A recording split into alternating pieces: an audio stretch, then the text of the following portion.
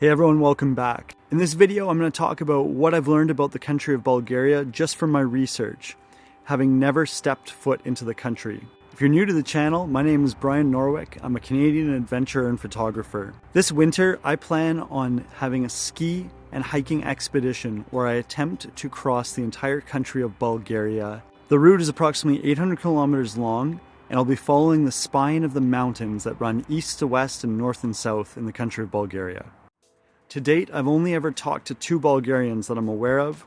The first one was from 5 years ago, and the most recent was an amazing talk with Dimitar Dimitrov, the author of this super cool book, Skiing the Balkans.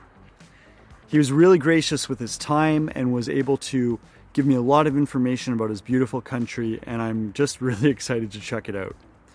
I'm going to use the resources of that book plus our paper edition atlas to help give a bit of information and context to where Bulgaria is and what I think I'm going to find. In terms of the details of where the country is located, it is south of Romania, north of Greece and Turkey, and east of both Serbia and North Macedonia. Its 2 major ways of importance are the Danube River and the Black Sea. So some of you might be asking why I'm planning a ski trip in Bulgaria and not one of the other countries in Europe. And I'm just going to read a quote from the back of the book, Skiing the Balkans. Bulgaria, is there actually any skiing in Bulgaria? No wonder such questions get asked. How can a small country at the southeast extremity of Europe, roughly 450 kilometers long by 250 kilometers wide, bordering the Mediterranean neighbors such as Greece and Turkey, and famous for roses, wine, and sandy beaches, be a ski destination, let alone a proper backcountry and freeriding one? So what I love is that I know when I thought of Bulgaria, I certainly did not think of mountains. I didn't really know what to expect. But this book has gone on to show, both through photos and descriptions, why Bulgaria will have quite a bit of skiing terrain, skiable terrain. All right, so what have I learned about the geography so far of Bulgaria?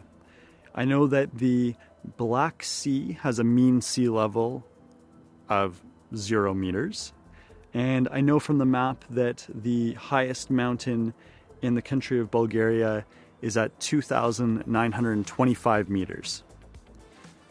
From the World Facts book, I was able to find out that the mean elevation of the country is 400 meters.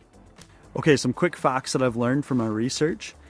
The majority of the roads in Bulgaria are paved. In terms of the mountain ranges in Bulgaria, there are 5 primary zones to be aware of. There's the Balkan Mountains that spread in the northern half of the country, east to west, with a highest peak there of 2,376 meters. This is where I'm going to be starting my hike. Then heading south, there's the Vitosha mountain range, which is just south of Sofia. There's the Rila range, there's the Rhodopes range, and then the Pirin range. For the most part, my route will follow across the Balkan mountains, then connect into the Vitosha mountains, the Rila mountains, and the Pirin mountains. Right now, according to my itinerary, I don't have a plan to go to the Rhodopes mountains, but if I have spare time, I think I'd really like to go there because I hear it's really good for cross-country skiing. The capital of Bulgaria is Sofia, and it's located in the central western side of the country. From the book, I'm told that backcountry skiing won't really be reliable until the early days of January and will continue all the way into March. And then April into early May will be spring skiing. An important point that Dimitar shared with me was that there is no solid countrywide avalanche forecast. So for me, that's really important to know. I'm going to have to reach out to locals, check my own weather conditions, and make my own assessments, because unlike places I've previously skied, there won't be a forecast for the avalanche conditions that will be available daily. So that's going to be a pretty big one for my safety concern. Another important thing I've learned about Bulgaria from my research is that it's important to understand the history with the fall of communism in the early 1990s. A lot of the infrastructure that was put in place was established before that time, and depending on the popularity and the frequency some of those sites might be falling into disrepair now because they're not funded by the government. A big one that comes to mind is the mountain huts. There was an excellent mountain hut system, but now you can't always trust that all of those huts are available. But there is a note in the book that says, as of recent, with the increase in tourism to Bulgaria, some of those huts and the repair that they're in has actually been improving over the recent years. So that's really good news. In this book alone, The Skiing in the Balkans, over 60 huts are described, which is just incredible. Yeah, really amazing. From what I've gathered, the hut system is not what I would consider to be a hut, but rather more of a hotel. There's likely to be a caregiver there who can provide food, water, and might already have a fire going.